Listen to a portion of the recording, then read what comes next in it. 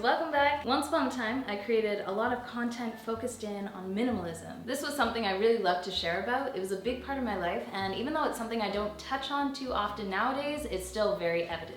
Through my home, through the way that we live, that we still do love a level of minimalism. There are two aspects to minimalism, specifically in the kitchen, that I want to share with you guys today. Editing Sarah, taking over for filming Sarah for a minute, so I wanted to put two aspects of minimalism into this video, but this video is getting way too long, so I decided to keep this video as one aspect and keep your eyes peeled out for my video next week, where I will be talking about the second aspect. What are these aspects? Keep watching and I'll explain further. The first one is things that we do not buy from the grocery store and instead make from home. It is a little bit of a twist on minimalism, but it's the idea that we are using what we have to make items versus stocking up and storing items that we get from the store. And then I also want to share with you guys a bunch of things I do not own in the kitchen as a homemaker. It can be really tough to go online or even watch videos like this and see so many appliances and tools and such in the kitchen, and you're like, is that worth it? Does everyone have this?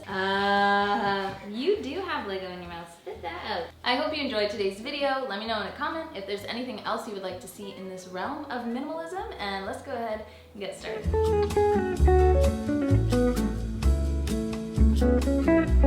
If someone came to me and said, Sarah, you can only exclusively make one type of item for your family to consume on a regular basis and everything else you have to buy at the store, I would say right away, I'm making bread.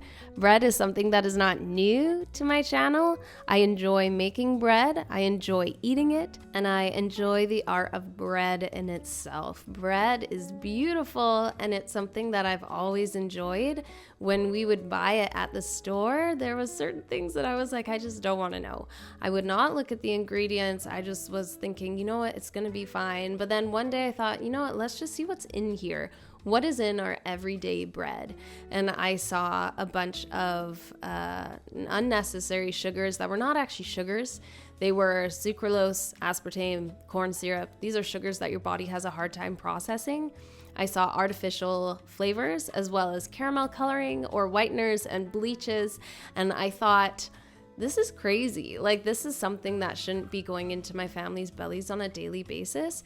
And if I can help it, I'm going to change things up and make all of our own bread from home. What does that include? It literally includes everything. Everything from sandwich bread to hot dog and hamburger buns to hoagie buns to regular buns to focaccia to even croutons. I enjoy making bread at home and knowing what is inside it.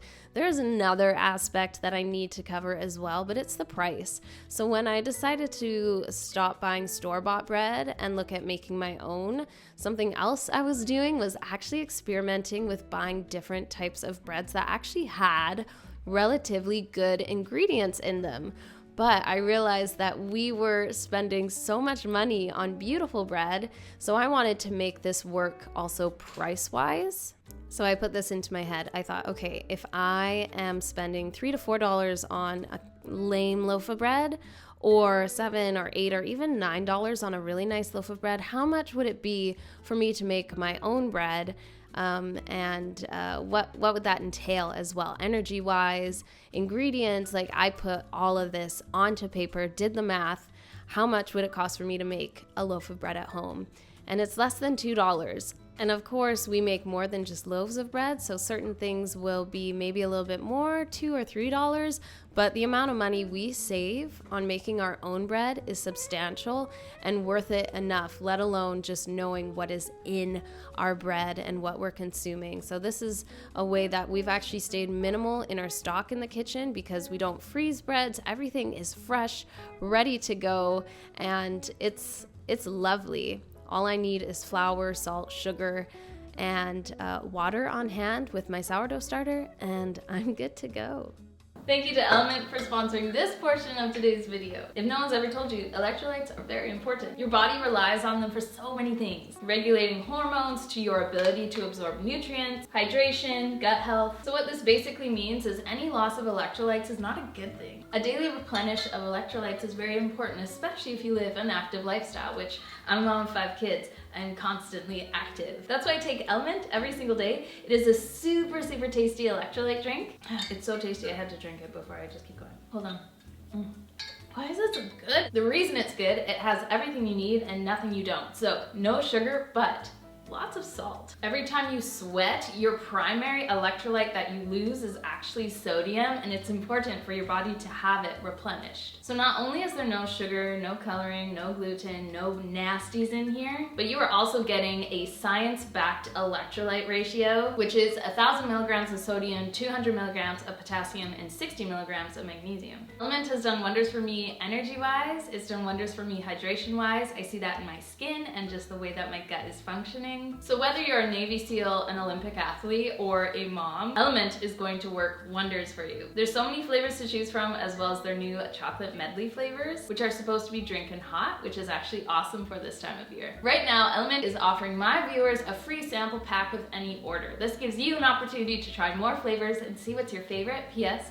My favorite is citrus salt. Go to drinkelement.com/Sarah Therese. That's DRINKLMNT.com/Sarah Therese. This deal is only available through my link. So tap the link in the description box if you want to check it out.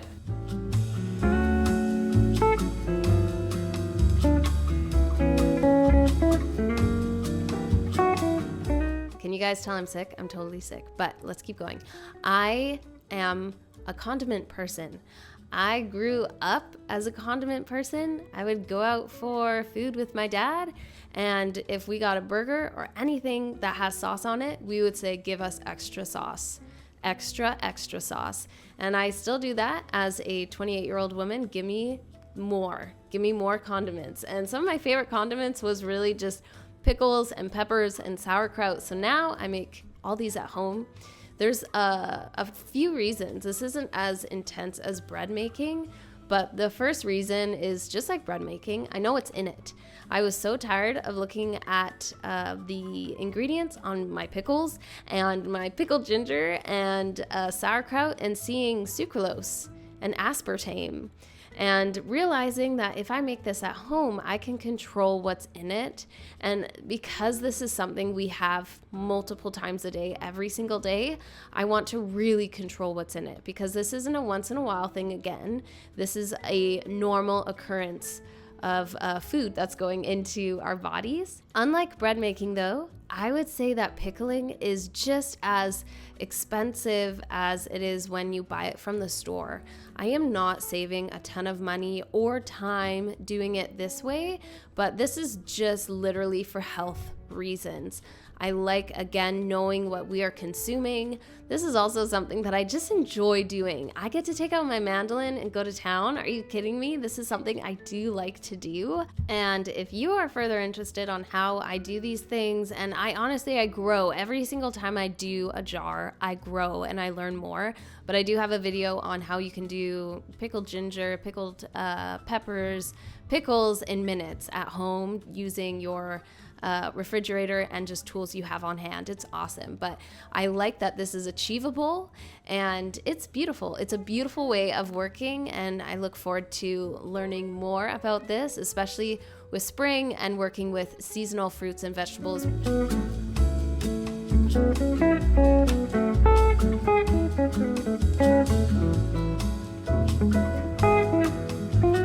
So remember what I said about condiments? So I talked about how much I liked condiments, and we were talking about like pickled items. But here I am going to share with you guys my love for spreadable condiments, and I make them all at home. I make my own hummus. This is a roasted red pepper peanut butter hummus that I really enjoy. I make our own mayonnaise, ranch, tzatziki. If I can make it, I do. Again, I know what's in it. I was looking at some ingredients in just hummus at the store. And again, what is sucralose and caramel coloring doing in a simple hummus? This is something that you can whip together with lemon juice and chickpeas and garlic and peanut butter and roasted red pepper, and you have a beautiful dip or spread that you can use. It is very, very affordable. I would say that when I create my own mayonnaise or dips or tzatziki at home, not only is it more delicious and I know what's inside it and it's better for you, but I am saving money here, and I'm using what I already have on hand instead of going to the store and buying multiples of items. Let's talk about some of my favoriteest things, baked goods. Baked goods for us are cookies, muffins, scones, pastries, and I make them all. I've also really been into cobblers and made a sourdough lemon blueberry cobbler, which we've been having with cream, and it is divine.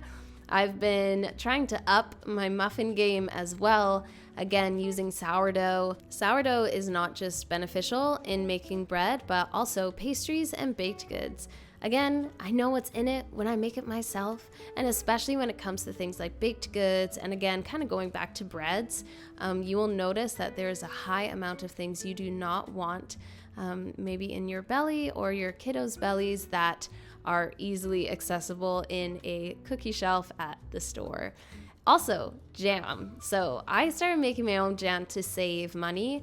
I got a bunch of fruit in the summer. They have been frozen in my in my freezer, and I make jam from frozen berries. I can link that video below how I do it. It takes minutes and creates a beautiful jam that doesn't have preservatives, is natural sugars, and it's just lovely. And it's simple and quick. Another thing that I do not buy at the store is things like salad dressings or marinades or vinaigrettes. I make them all at home. I always have things like oils, vinegars, herbs, and spices on hand. This opens up my world to make anything from vinaigrettes to mayonnaise to sauces to dips to marinades. There's so much you can do with just a small amount of ingredients. I totally understand the convenience of buying things at the store, which is why I've been trying to simplify how I make things at home so I don't always rely on the store, but I'm like, okay, I have these things at home, I'm ready to go, I know how to do this well, let's do it. And one of the things, and the last thing I want to talk about, is pasta sauce, pizza sauce, rosé sauce. These are things I used to just always buy in a can, in a jar. It was quick, it was simple. But again, the ingredients were faulty, the taste was okay, and I was realizing that also dinner prep was simplified in a way I didn't like. Yes, Edmund, I have Edmund here with me. I do like the preparation, I like the creating. I also know that there's so much grace when it comes to stuff like this, but I have simplified making certain things at home so I can actually easily do it.